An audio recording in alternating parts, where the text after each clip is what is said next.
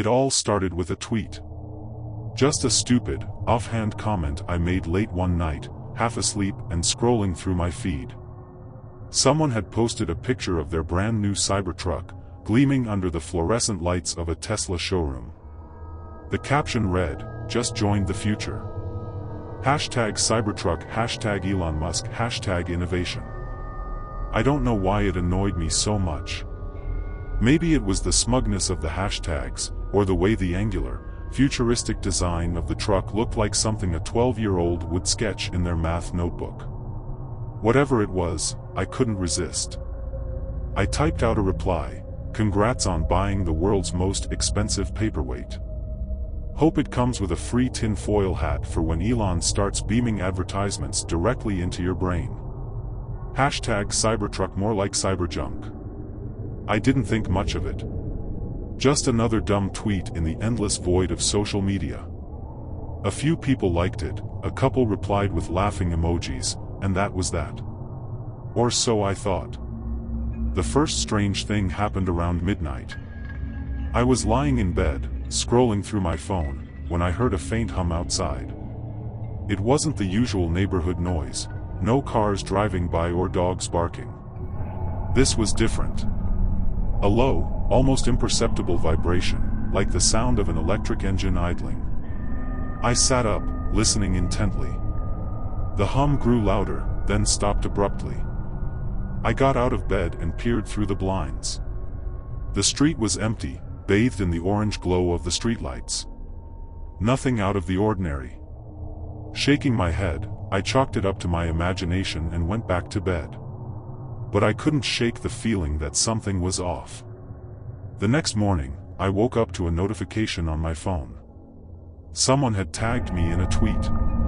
It was from an account I didn't recognize, with no profile picture and a handle that was just a string of random numbers. The tweet read, "Careful what you say about the future. It might come knocking." I frowned. Weird, but probably just some troll trying to get a rise out of me. I deleted the notification and went about my day. By the time evening rolled around, I'd almost forgotten about it. I was sitting on the couch, watching TV, when I heard the hum again. This time, it was louder. Closer. I muted the TV and listened. The sound was coming from outside, near the front of the house. My heart started to race. I grabbed my phone and crept to the window, peeking through the curtains. There, parked at the curb, was a Cybertruck. Its angular, metallic frame glinted under the moonlight, looking almost alien against the backdrop of my quiet suburban street. I froze. What the hell was a Cybertruck doing here? I didn't know anyone in my neighborhood who owned one. And why was it just sitting there, idling? As I watched, the driver's side door opened. A figure stepped out, tall and silhouetted against the streetlight. My breath caught in my throat. There was something off about the way they moved. Too smooth, too deliberate. Like a machine. The figure turned and started walking toward my house. I ducked away from the window, my mind racing. This had to be some kind of prank, right? Maybe one of my friends was messing with me. But deep down, I knew that wasn't it. The tweet from the anonymous account flashed in my mind, "Careful what you say about the future. It might come knocking." The doorbell rang. I jumped, nearly dropping my phone. My first instinct was to ignore it, to pretend I wasn't home. But something compelled me to look. I crept to the front door and peered through the peephole. The figure was standing on my porch, their face obscured by the shadow of the hood they were wearing.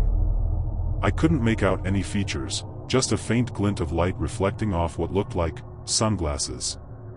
At night? The doorbell rang again, louder this time. I flinched but didn't move. Maybe if I stayed quiet, they'd go away. Then I heard the voice. "I know you're in there." It was deep, almost robotic, with a faint electronic undertone. Like it was being filtered through some kind of synthesizer. My blood ran cold. "You shouldn't have mocked the future," the voice continued. The future doesn't like to be mocked. I backed away from the door, my heart pounding. This wasn't happening. This couldn't be happening. I fumbled with my phone, trying to call 911, but my hands were shaking so badly I could barely dial. Before I could hit the call button, I heard a loud thud from the door. Then another. The figure was trying to break in. I bolted to the kitchen, grabbing a knife from the drawer. It was a stupid move. What was I going to do, stab a Cybertruck? But it made me feel slightly less helpless. I crouched behind the counter, listening as the thudding grew louder and more insistent. Then, with a sickening crunch, the door gave way. I heard footsteps in the hallway, slow and deliberate. The hum of the Cybertruck's engine was still audible, a constant, ominous backdrop to the nightmare unfolding in my house. "You think you're funny," the voice said, closer now. "But the future doesn't have a sense of humor." I clutched the knife tighter, my knuckles white. The footsteps stopped. For a moment, there was silence. Then, from right behind me, the voice spoke again. "Boo." I spun around, slashing wildly with the knife. It connected with something, but instead of flesh, there was a metallic clang. The figure stumbled back, their hood falling away to reveal a face. It was Elon Musk. But not the Elon Musk from the memes or the interviews. This was something else. His skin was pale, almost translucent, and his eyes glowed with a faint blue light. A thin, mechanical smile stretched across his face, too wide, too perfect. And on his arm, a band with a swastika. "You shouldn't have mocked the Cybertruck," he said, his voice still that eerie, synthesized tone. "It's the future. And the future doesn't forgive." I backed away, my mind reeling. This had to be a hallucination, a nightmare. But the cold, metallic glint of the knife in my hand felt all too real.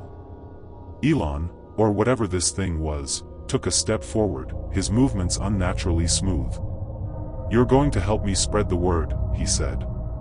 "Tell everyone what happens when they disrespect the future." I didn't wait to hear more. I turned and ran, bolting out the back door and into the night. The hum of the Cybertruck's engine followed me, growing louder as I sprinted down the street. I didn't look back. I didn't dare. I don't know how I made it out alive. Maybe Elon, or the thing pretending to be him, let me go. Maybe it was all some twisted game.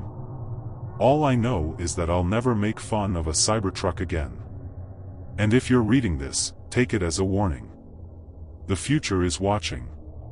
And it doesn't like to be mocked.